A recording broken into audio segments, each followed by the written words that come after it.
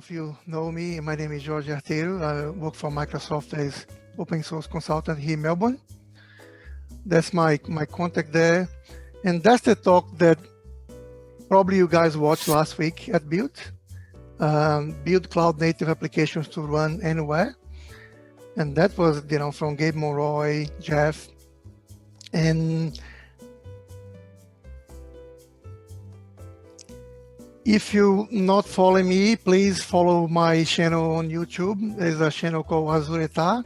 Azure PaaS is a table for Azure. I like 75 videos there. Please follow. There's a lot of content on the container space. I hope you guys can follow that. And we're going to talk about on Azure, what Azure is doing on the cloud native space. And cloud native is not just because it runs on Azure. Cloud native is something that runs on container, is based on microservice, is using all the nice DevOps and API function serverless things. I think if you put all together, that's what we call cloud native. And now we have some new service called Azure Application Service. What's Azure Application Service? We are all using app service, functions, logic apps, API management, event grid for a long time. And those are all platform as a service. We can deploy on a subscription on Azure on a app service plan, and you can deploy those applications, API management. You have a consumption layer. Event grid is a platform as a service as well, or software as a service. But now we're going to get all those services, and you're going to be able to run these anywhere on top of Kubernetes. Means that if you have any Kubernetes cluster that's compatible with CNCF, the Cloud Native Compute Foundation, kind of validation of clusters, and they do a certification for clusters, for distributions of clusters, and AKS is one of them. But there are other clouds. You can do that on-premise. You can use things like AKS HCI on-premise as well. That's all possible because we're using Azure Arc and how that works. Then the whole idea of this service is to keep using the platform as a service that we like. People really like app service, but we want to get the Kubernetes option to control applications and bring this together, okay? And get the productivity of PaaS by using Kubernetes. And for that, we're going to use Azure Arc for that. And pretty much Azure Arc is your control plane, not just for Kubernetes clusters, but for many things on-premise. Could be servers, could be VMs. Azure Arc is able to, to do like a cloud operation across multiple clouds, across on-premise as well. By the way, there is a nice blog post already from my MVP, from Tom. If you don't know Tom is responsible for the KDA project. It's an open source project that pretty much brings Azure functions, on-premise or anywhere.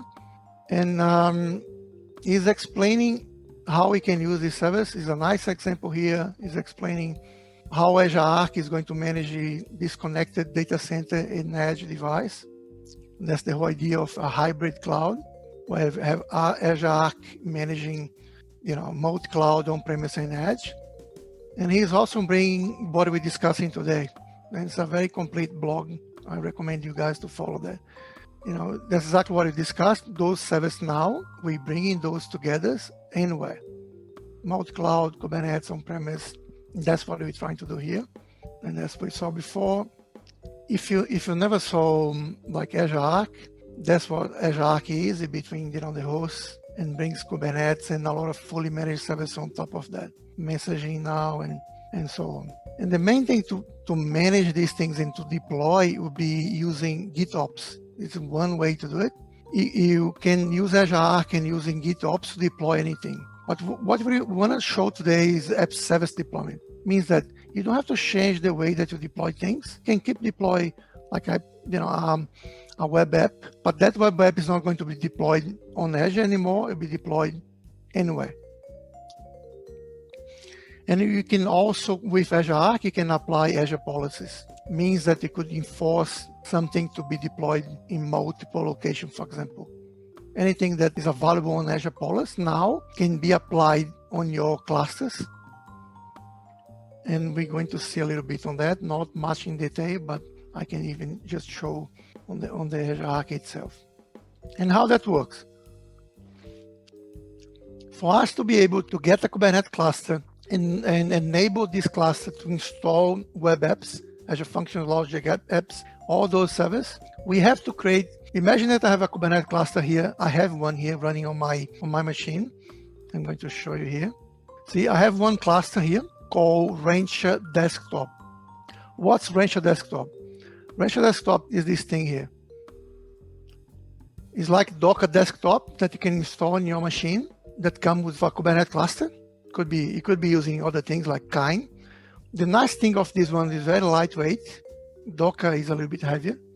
That runs on WSL. And now I have a Kubernetes cluster running, just installing Rancher Desktop. Okay, I have the latest version of Kubernetes, and this cluster is running here. I can see on my Visual Studio Code extension for Kubernetes, you can see my cluster running. What I'm trying to do, I'm trying to enable this cluster for Azure to see that cluster is running here on my laptop. Okay, that's my development, Rancher Desktop, could be Docker Desktop, that's my local cluster. I want to enable this on Azure. And exactly that what Tom is showing on this diagram here is you're going to create what we call a Kubernetes environment. People are very used, with app service environment. Now we have something called Kubernetes environment. Okay, with app service environment, what we do, we create an isolated environment for the company, and that's a custom location. When you create an app service environment, is a what you call isolated environment. It's the same thing here. When you create a Kubernetes environment, you have a custom location where you can deploy your applications. Then if I come here on app service and I say create new,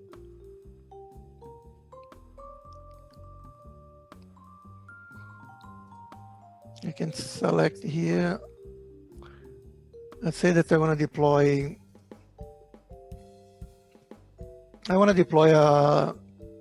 something on Let's Pro, and you can see custom location now. What I'm doing here, I'm just opening the screen to create a new web app. When you deploy a web app on Azure, you have to pick one location for that deployment. Okay, and the location is the one that I already created called Jorge AU. That location is not on Azure. That's my Rancher Desktop Kubernetes cluster running on my machine.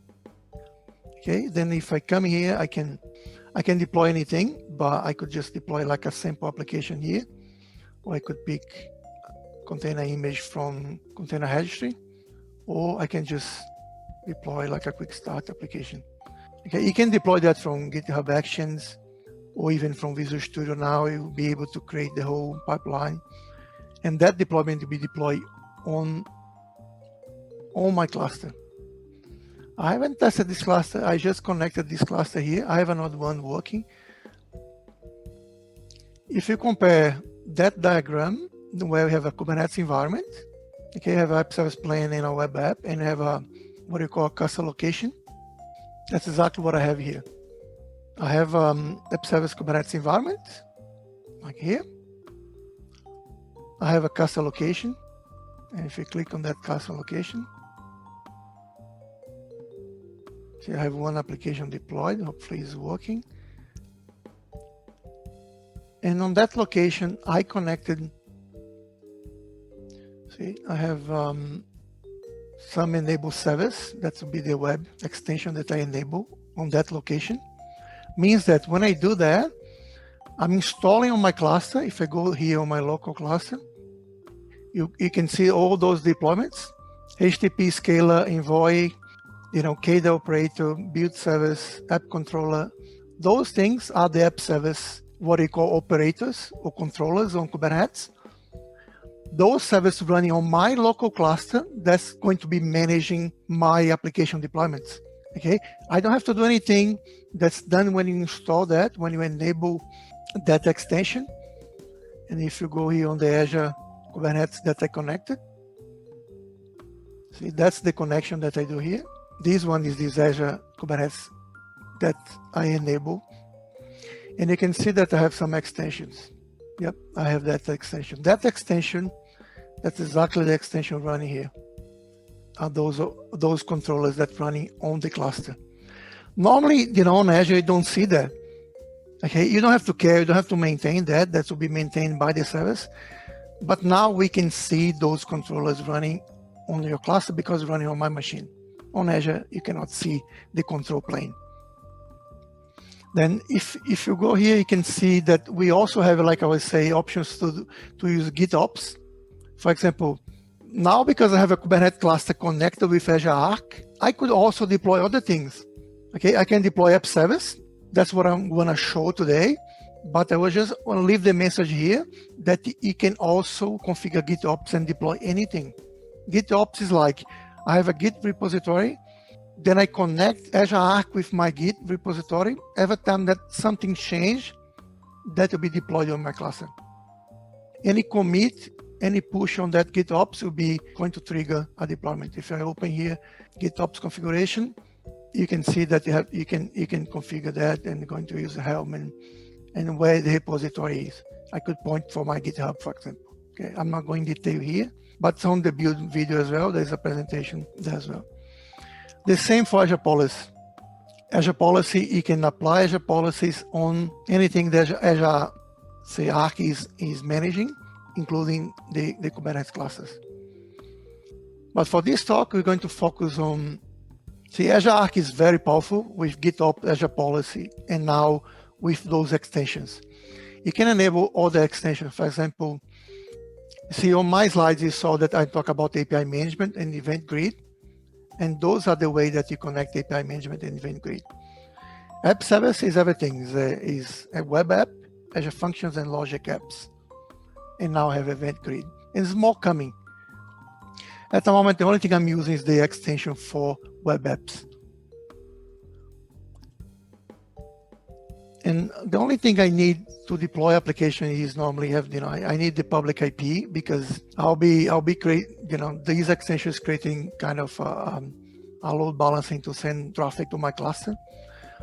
And that's the way that pretty much happens. And you can also have log analytics. See, I have a log analytics connected to that. Then I'm getting the information from my applications. When I deploy there, I'm also going to have log analytics with the applications. App Insights is going to work.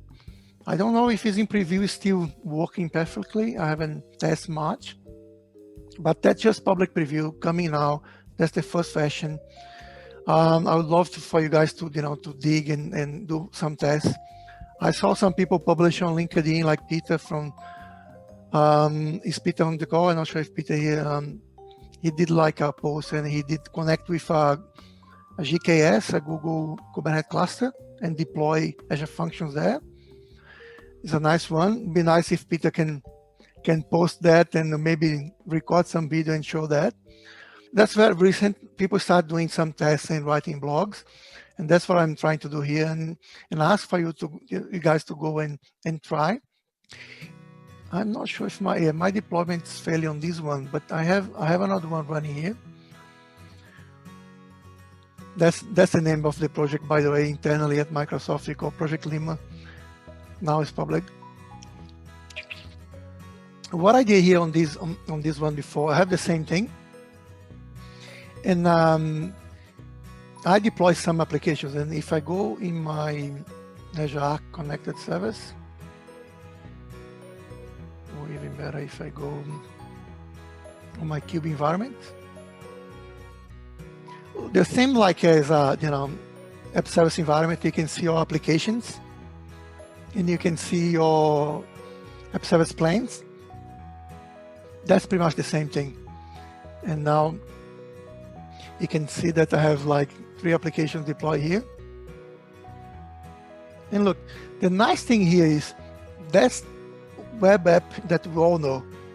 Means that once you do that configuration that's just done once, maybe the developers of your company don't have to really understand how this thing works. They're going to have like a Kubernetes cluster deployed everywhere, in multiple locations. The only thing they have to do is write like a pipeline to deploy the same way that they deploy a web app today.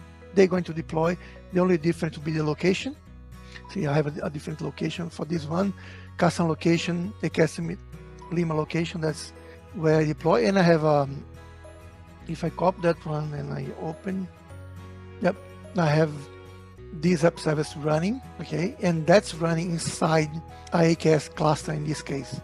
Okay, the test that I was doing is running on my machine. This one, if I go back, you can see that's running on AKS. Okay, there is a Kubernetes AKS Lima here. That's a normal Kubernetes cluster where that's running. How I know that? If I go here on my workloads, by the way, that's the easy way to test. Just create an AKS cluster, connect, and use that to test. Doing locally, you can do it. There's need a little bit more, knowledge to do it, but hopefully you're going to have more documentation soon. And I'm going to try to record some things with more details as well. But don't know if you guys can see Docker test, see the application that I just opened there on the browser. If you never saw that, by the way, you can see anything now on Azure Portal. You can manage, you can see the whole Kubernetes cluster on Azure Portal. Then you can see your application running here. Yeah, you can even go, that's HTTP1. You can even get more information about, your container, and you can see that's running. Okay, the whole application, that's just to show you have the same controllers that I was showing on my local cluster. That version is a little bit older, maybe a little bit different. Okay, you can see there is like an envoy proxy, is like a reverse proxy that's receiving the traffic for your application inside the cluster. But it's all managed by the integration that we are, releasing today. You don't have to really care about that. The only thing you have to do once you have this cluster connected and using Azure Arc, the only thing you have to do is deploy application the same way that we're deploying today. You go here in application and you deploy. Let's try deploy a new one. App service. Just to see if still.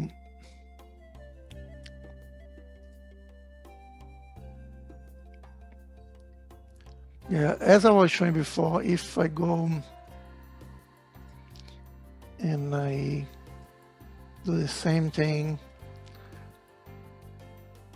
and I have to pick now my AKS Lima location, not available. Hang on.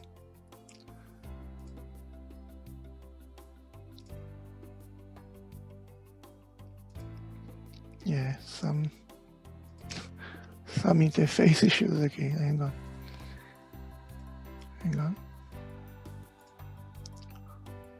Let's try again. Yeah, see that, because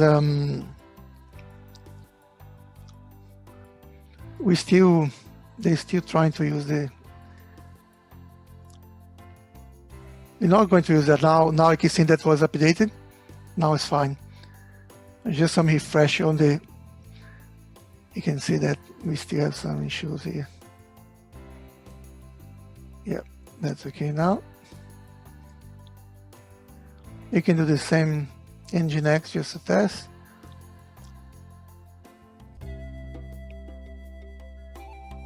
Tags.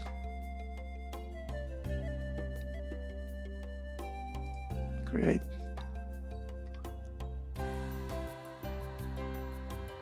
And you should be able to see. Let's go back this one.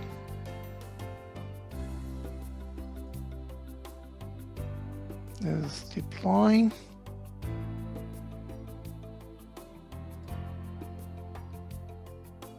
So refresh.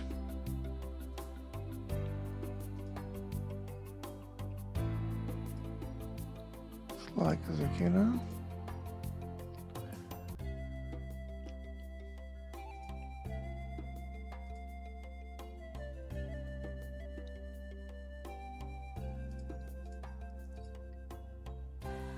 Not yet.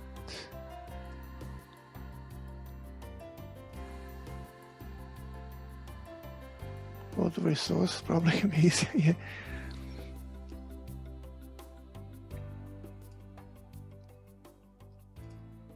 Yeah, that's the application. Let's try to open there. Okay. Yep, you have this application running now. And you can see that's running on the custom location. And if you go back again on the cluster, you go here on workloads. You can see test George 11.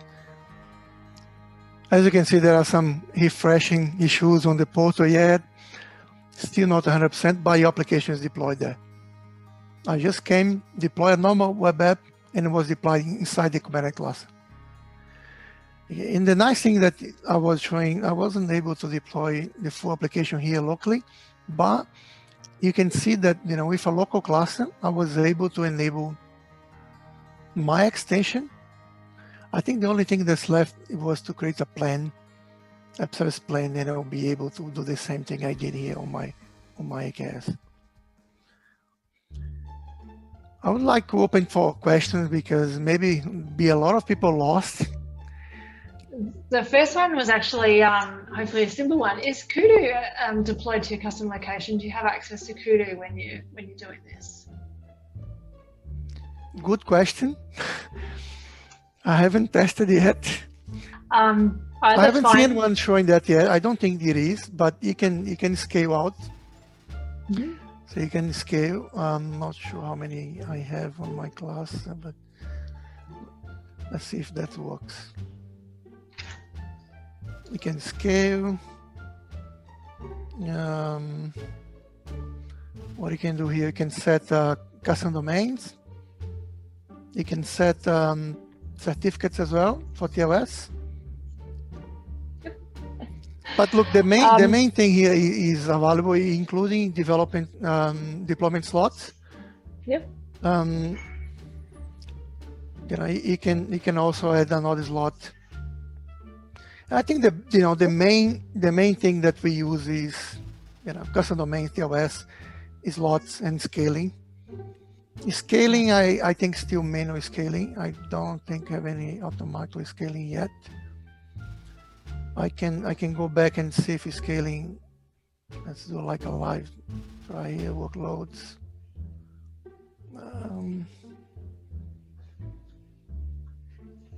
Yep, see, scale to second instance. That's working. Cool, great. The other question that was asked is, in terms of the connectivity for your local cluster, how does it connect to Azure? Is it via a VNet? How else would it access your local cluster without a public IP address? Yeah, because the connection is the other way. Okay, it's your cluster accessing, and but I can show you here if you go from back to the app service. Let's close this one. If you go, maybe that one probably easy. Yeah, even if you go on Azure Arc itself, you can see that Azure Arc is more than just Kubernetes. You can see the Kubernetes classes that are connected here, and you can see that I have my K3S local cluster.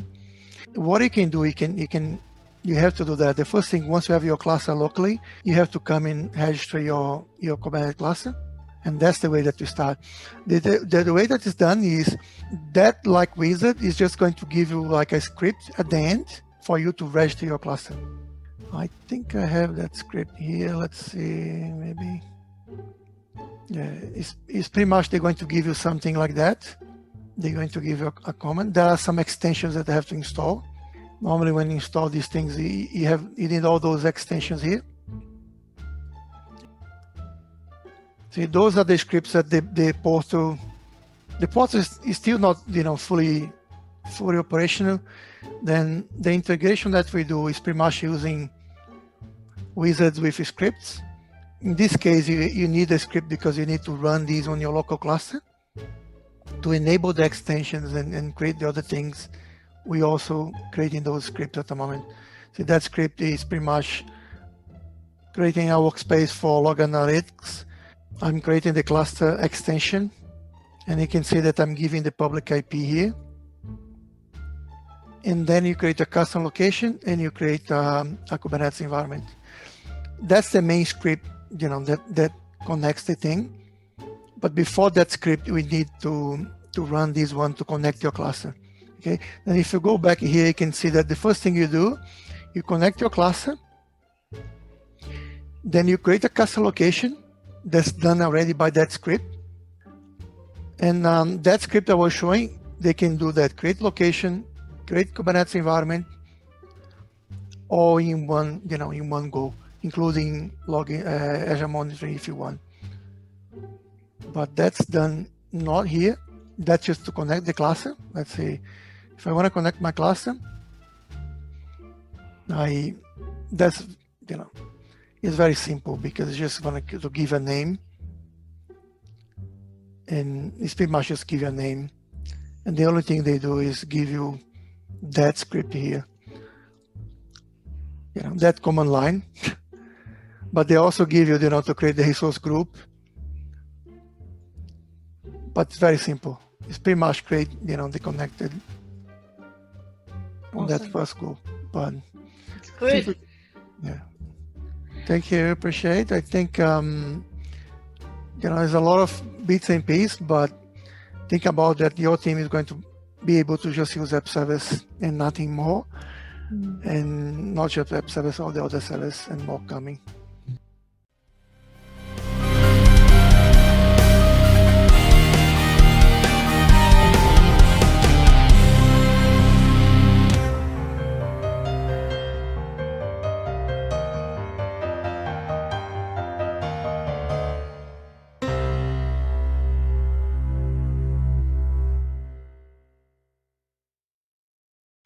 Because now we're starting to think about, all the goods that we have on AKS, how can we leverage those things on app service? I think, I cannot say anything, but I'm pretty sure there are things coming soon. And maybe come back here another day to show that. But this service is amazing. Thanks, just for the guys, there are a lot of requirements nowadays coming from regulatory authorities to enable your applications be available on different clouds, sort of to prevent from monopoly and for failing of the single provider. So this kind of application really opens big possibilities. But this kind of moving the application to another cluster as easy as it George shows, is just, it's amazing. It will be hit, when it's gonna be ready.